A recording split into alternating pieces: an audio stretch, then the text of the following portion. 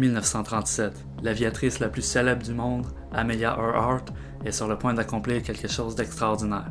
Elle va devenir la première femme à faire le tour du monde en avion. Tout va bien, jusqu'à ce que, pouf, elle disparaisse sans laisser de traces.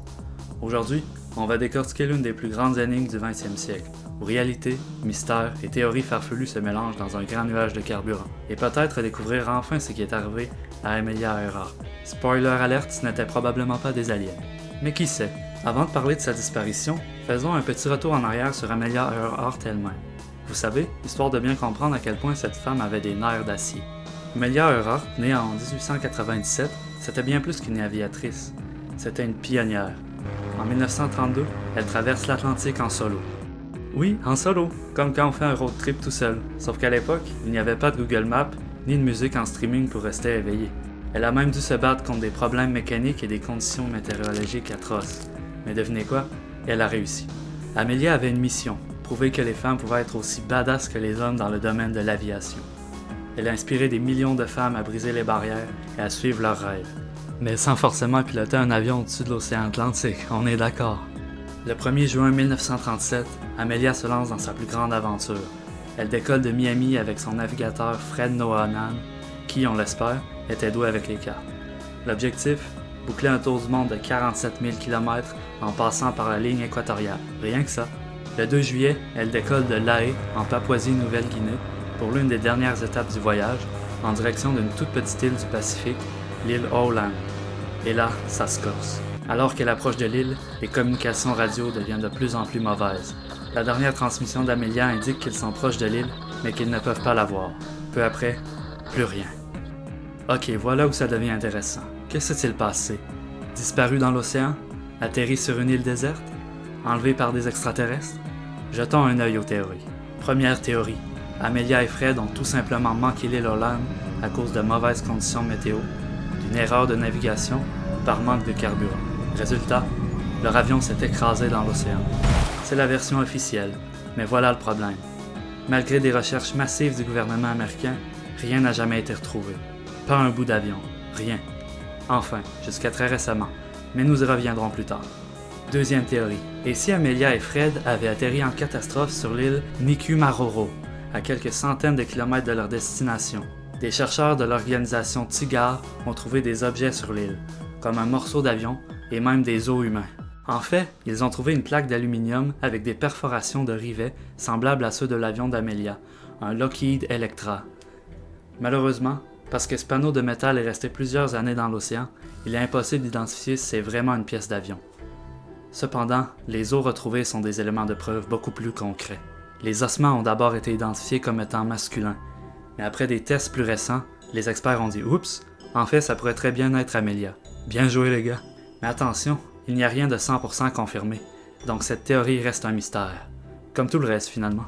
Et là, on passe aux théories un peu plus surprenantes. Certains pensent qu'Amelia aurait été capturée par les Japonais, soupçonnée d'espionnage.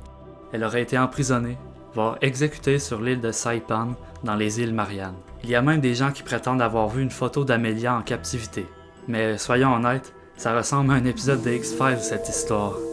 Enfin, pour ceux qui aiment les conspirations, une théorie dit qu'Amelia Earhart aurait survécu et aurait vécu sous une nouvelle identité aux États-Unis.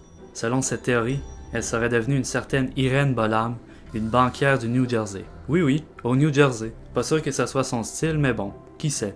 Cette Madame Bolam a nié être Amelia Earhart et a même poursuivi en justice celui qui l'affirmait dans ses travaux, le forçant à retirer son livre du marché. Certains verront par cette action une tentative pour faire taire l'affaire, et donc une preuve qu'Irene est bien Amelia. Cependant, il n'y a aucune preuve concrète pour prouver cette théorie. De plus, un expert en criminalistique a analysé des photos des deux femmes et a observé des différences notables au niveau du visage. Il en a conclu qu'Irene et Amelia sont bel et bien deux personnes différentes. En 2019, Robert Ballard, un homme qui a découvert l'épave du Titanic, a mené une expédition pour retrouver des traces de l'avion d'Earhart autour de Nikumaroro. Les résultats? Eh bien, toujours rien. Mais cela n'a fait que renforcer l'idée que Nikumaroro pourrait bien être la clé du mystère. En février 2024, la compagnie d'exploration marine Deep Sea Vision capture une image sonore d'une structure qui pourrait bien être un avion à 4800 mètres de profondeur dans le Pacifique, près de l'île Howland. Les chercheurs pensent que le petit appareil, si c'est bien un avion, pourrait bien être le Lockheed Electra d'Amelia. Mais ne soyez pas trop rapide à fermer le dossier. Beaucoup d'experts ne sont pas convaincus et disent qu'une simple image sonore, ou soyons honnêtes, l'on ne voit pas grand-chose, est insuffisante pour prouver que c'est l'avion qu'on recherche depuis plus de 80 ans. Cependant, le fait de faire des trouvailles comme celle-là après toutes ces années, je ne sais pas vous, mais moi ça me donne de l'espoir qu'un jour ce mystère pourra être résolu. Mais au-delà du mystère, ce qui est certain, c'est que le nom d'Amelia Earhart continue d'inspirer des générations de femmes à repousser les limites, à braver l'inconnu et à poursuivre leurs rêves.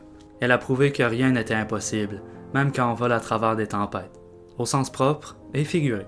Sa disparition reste un mystère, mais son héritage est lui bien vivant. Peut-être qu'un jour on trouvera enfin ce qui est arrivé à Amelia, mais en attendant, son histoire reste un symbole de courage et d'audace. Et qui sait, peut-être que dans un recoin de l'océan Pacifique, elle sirote une margarita sur la plage. En fait, non. À moins qu'elle ait trouvé la fontaine de jouvence, c'est presque impossible, parce qu'elle aurait aujourd'hui 127 ans. Et même la reine Elisabeth ne s'est pas rendue à cet âge-là. Et vous, quelle théorie vous semble la plus plausible? Le crash dans l'océan? L'atterrissage sur une île déserte? Ou Amelia cachée quelque part dans le New Jersey? Laissez vos commentaires et partagez vos théories les plus folles. Et qui sait, un jour on pourrait enfin résoudre ce mystère. Et si vous aimez les mystères, n'oubliez pas de vous abonner et de liker cette vidéo pour plus de contenu similaire. Qui sait, la prochaine fois on pourrait enquêter sur la disparition de vos clés.